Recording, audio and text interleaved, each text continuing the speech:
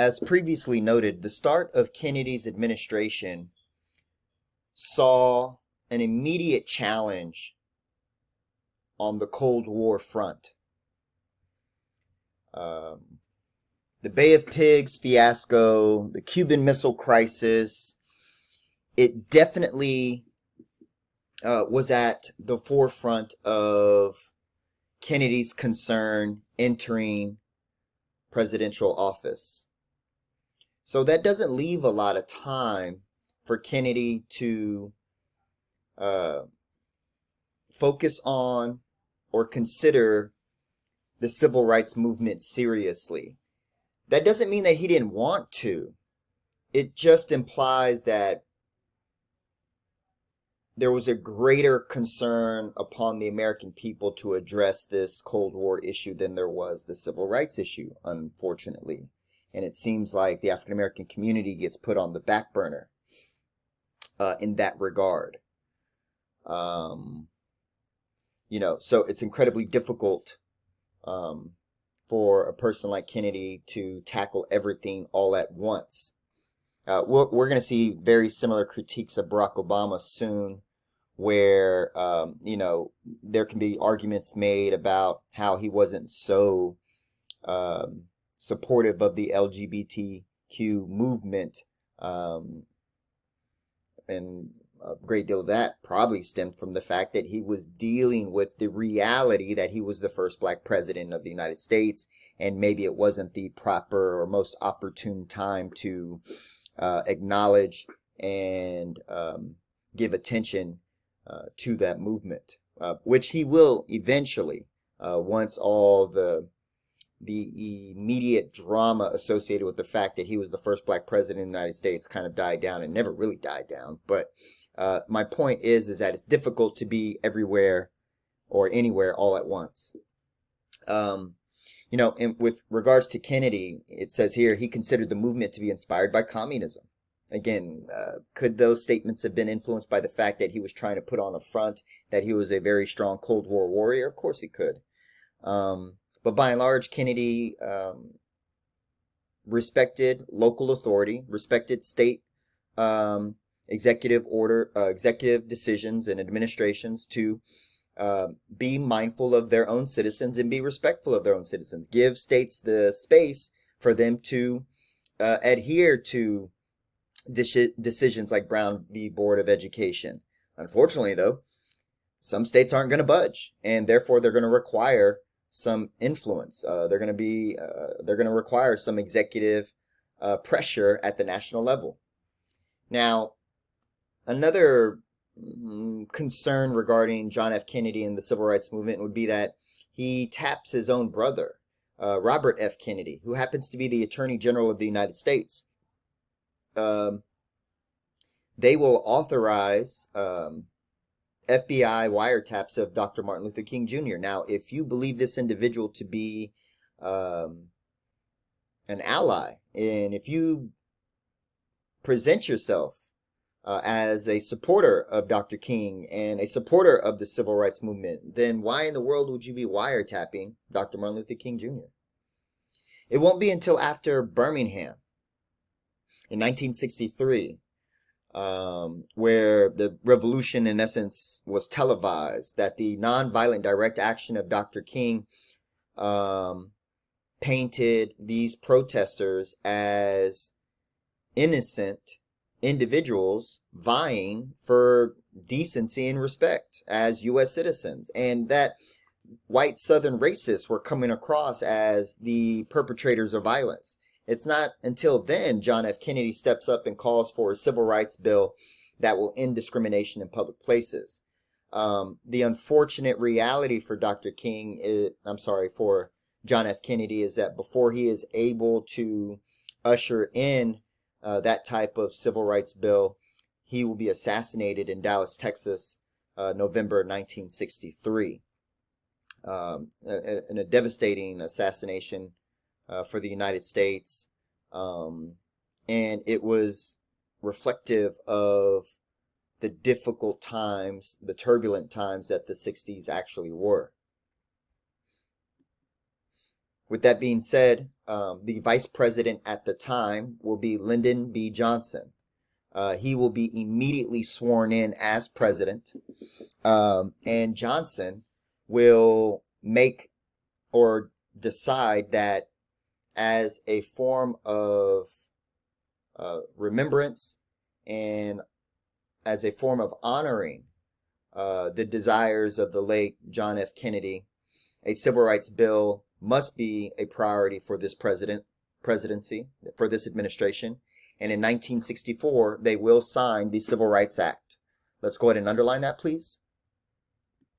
The Civil Rights Act will be signed in 1964.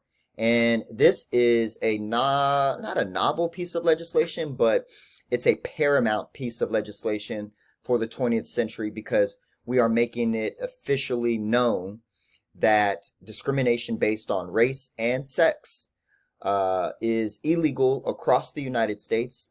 It will not be acceptable anymore to discriminate on those two issues. And notice how sex is being tossed into this conversation. Whereas, when you think about the civil rights movement, we would think that, wait a minute, this is primarily driven by the African American community. Why are women being thrown in the mix? And there's a great deal of reason as to why women get thrown in the mix, because historically speaking, when the African American community begins arguing or championing for their respect and rights, that opens the floodgates for other communities, other marginalized sectors of our society to then also begin making arguments. We saw this with the abolitionist movement giving wave to the women's rights movement, with the Seneca Falls Convention of 1848. We can see how influential the civil rights movement is because it spawns other communities to stand up and speak up for themselves and marginalized communities elsewhere. But the Civil Rights Act of 1964 is significant because this is evidence of the civil rights movement being successful. This is evidence of nonviolent direct action producing results.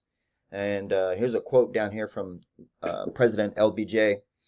He goes, "I think we delivered the South to the Republican Party," because he knew that if he was going to go out on a limb, and him being a Southerner, him being a Democrat from Texas, he knew that he was going to alienate Southerners to full-fledged leave the party and join the Republican Party, not only because they were promoting equality based on race, but they were promoting equality based on sex, and this ran counter to the culture and tradition of the South. So, the South will switch sides politically all the time. There was a time in which the South was purely Democratic. And now we see in today's society, or in today's time, the South is predominantly Republican. But attitudes haven't really changed per se, in just the name of the party. They could still feel the same way, but now they are calling themselves Republicans.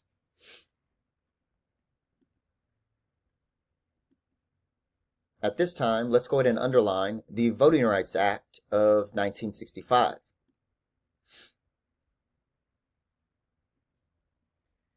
Now, before we get to the actual act in of itself, let us understand and remember that acts are in essence laws. So ultimately, when it comes to writing down or taking notes for the Voting Rights Act of 1965, you can just start off by saying, well, this is a law in the United States. But let's put this into context. It says here in Selma, Alabama, 355 of the 15,000 African Americans that registered to vote were actually allowed to vote. So if you have 15,000 African Americans that are eligible to vote, we got to ask ourselves, why did only 355 of them get out and vote? Is it because the African American community by and large doesn't want to engage in voting? Or are there barriers placed in front of them that prevent them or make it incredibly difficult to vote? Now, this isn't like today where it's like, oh, I couldn't get an ID, so I couldn't vote. Okay, well, we're well past that. Or, well, it's kind of too far, so I don't know if I'm going to be able to vote. Yeah, well, There's not a lot of sympathy here for you. These people are being denied. I mean, it is overtly in their face that they are being denied because of the color of their skin. They're being told stories left and right that they have the wrong card, they don't have the proper ID, they didn't pay the proper fines, they're in the wrong district, they're closed, our machines don't work. I mean, it was any excuse you could probably come up with. It was had. So what happens? King is invited to lead a nonviolent direct action protest in Selma, where they will be met with violence. They're going to be met with police cattle prods, whips, and tear gas. The March on Selma is a bloody affair, and again, the violence perpetuated by racist whites.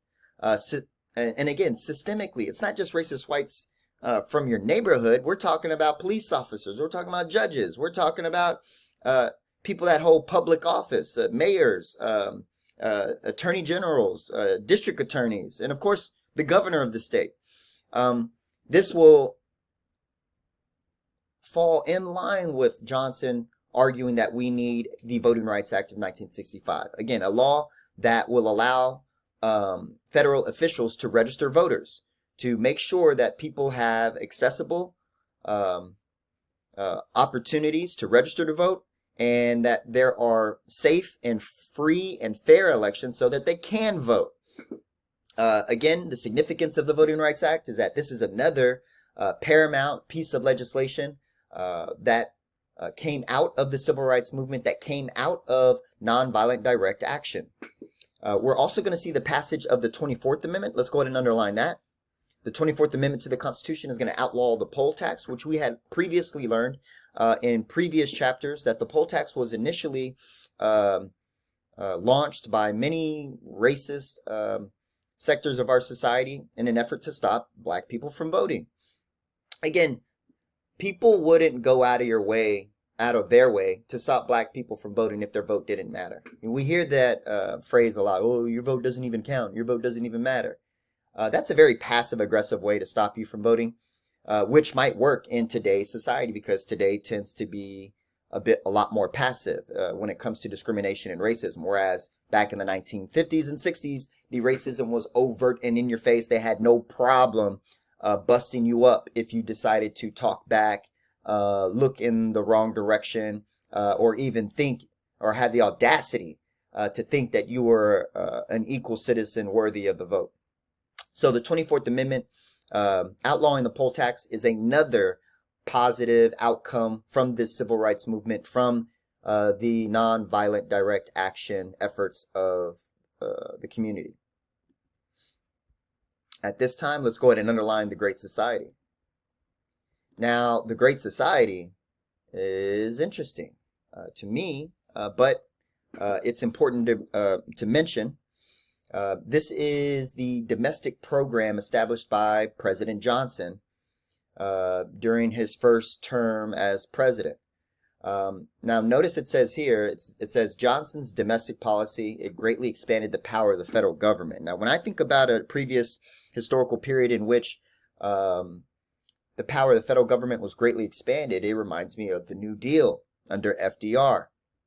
Now, to provide context here, Johnson grew up in Texas, grew up poor, and grew up during the Great Depression.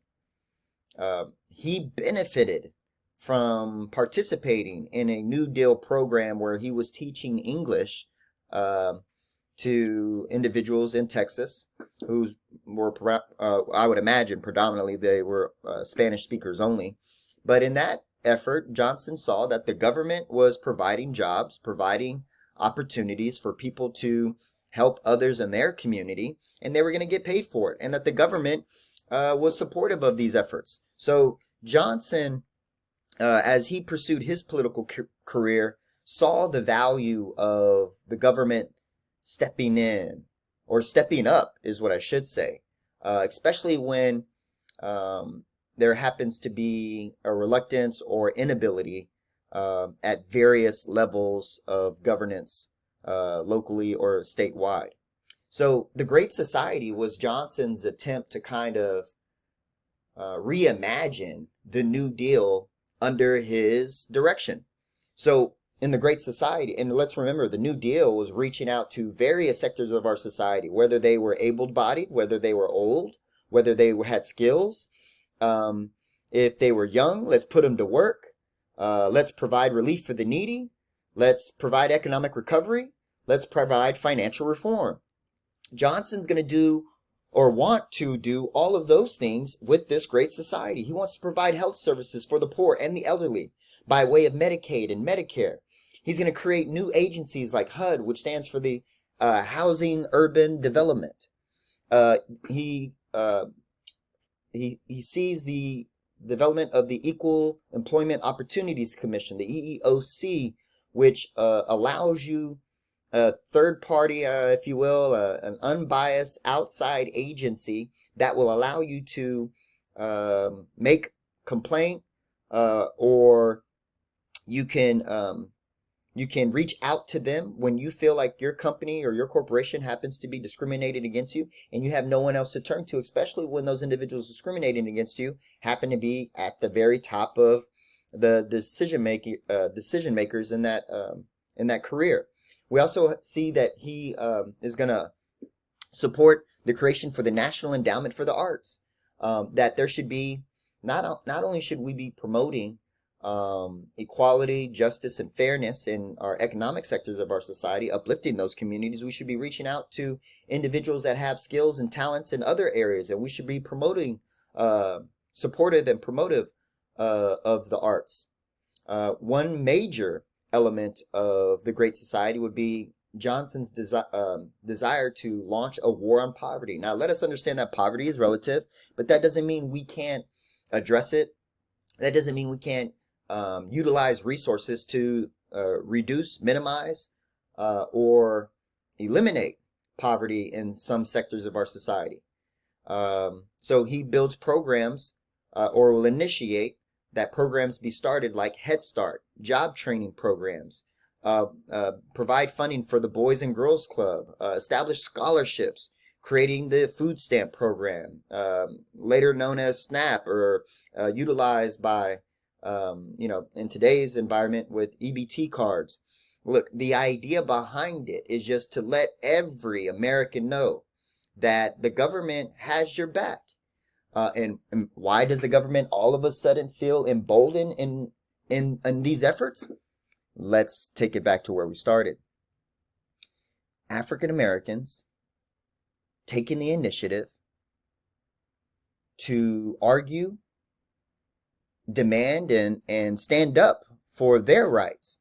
Man, it kind of influenced the executive branch of this administration, the Johnson administration, to say, well, if this is applying, if the civil rights movement is benefiting the African American community, then why can't we benefit every citizen of this country who also happens to be struggling regardless of their race? And so it kind of creates a greater sense of unity that beyond race, as Americans, there's this class issue that has to be addressed.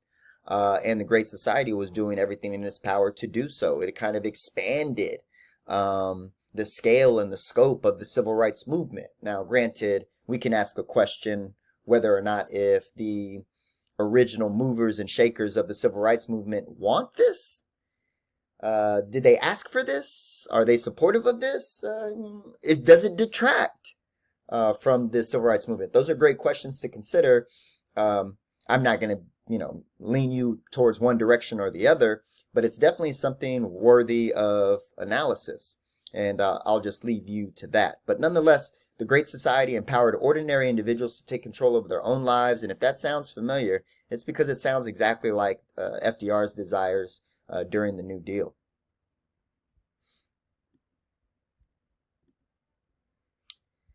Now, things are going to change a bit. Despite the progress made that I've already highlighted and mentioned, such as Brown versus the Board of Education, the Civil Rights Act of 1964, the Voting Rights Act of 1965, the 24th Amendment, outlawing the poll tax, the implementation of the Great Society. Despite all that progress, discrimination in America based on race was still evident in education and in housing, at work, and in the justice system. It was systemic. And as more and more Americans pushed for the government to respond and address these issues, many, and when I say many, white Americans were arguing that this might result in reverse racism. And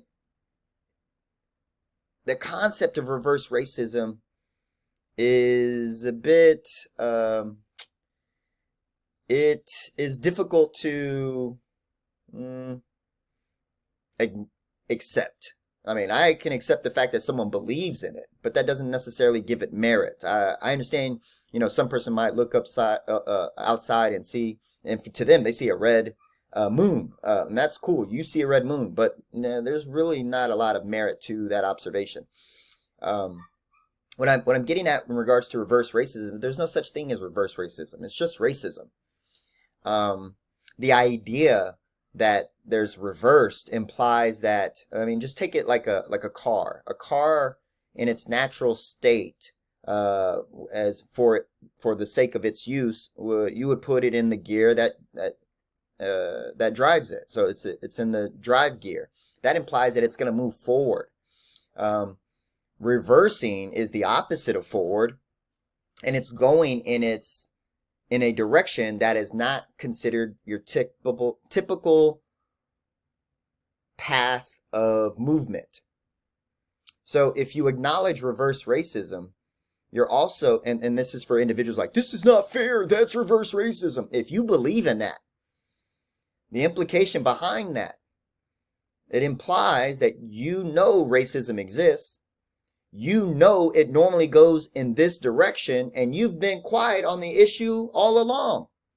You're only bringing up the issue when racism starts to affect you, and because it's not going in the normal direction, which happens to be towards minorities, now you have something to say. Where were you when minorities and people of color, the LGBT community, and women were being discriminated against? Where were you then?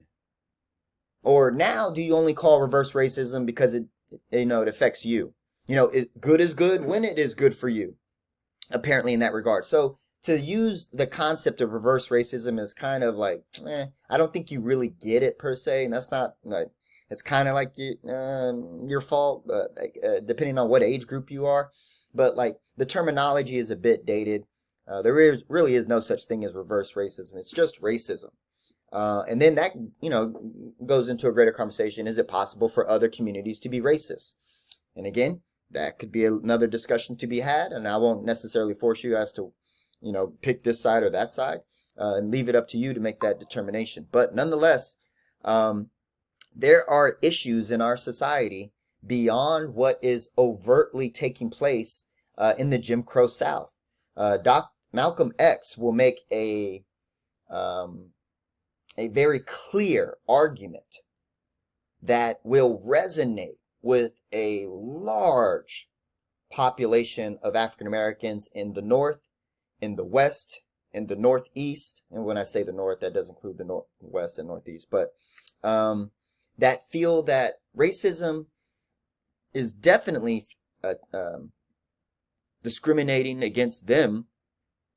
But racism is a bit different, and whereas down south it's overt and in your face, like a wolf.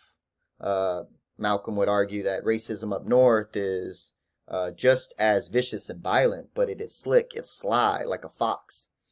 And you have to understand that both are canine. They're both gonna bite you, but they move in different ways, and therefore require different approaches to subduing that form of racism. At the bottom of the slide, it says, riots are breaking out all across the nation, the most devastating riot being in Watts, California of 1965. And when these riots broke out, many people were wondering, what? There's no racism in California, it's liberal. There's no racism in New York, that's the avant-garde. Racism only exists in the South. And that's where, so what are What are these black people complaining about? And this is where Malcolm would come in and make the argument that as long as you're south of that Canadian border, you're in the South.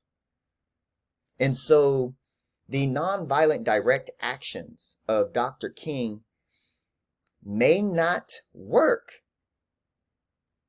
when trying to subdue a creature like a fox. It works when you're subduing a creature like a wolf, but it's not as clever. It's not as effective against that fox. You're going to need a different approach. And this is where we begin to see the changing of the black movement, the changing of the civil rights movement. And please note the year, it's 1965. This is also the year that Malcolm X will be assassinated.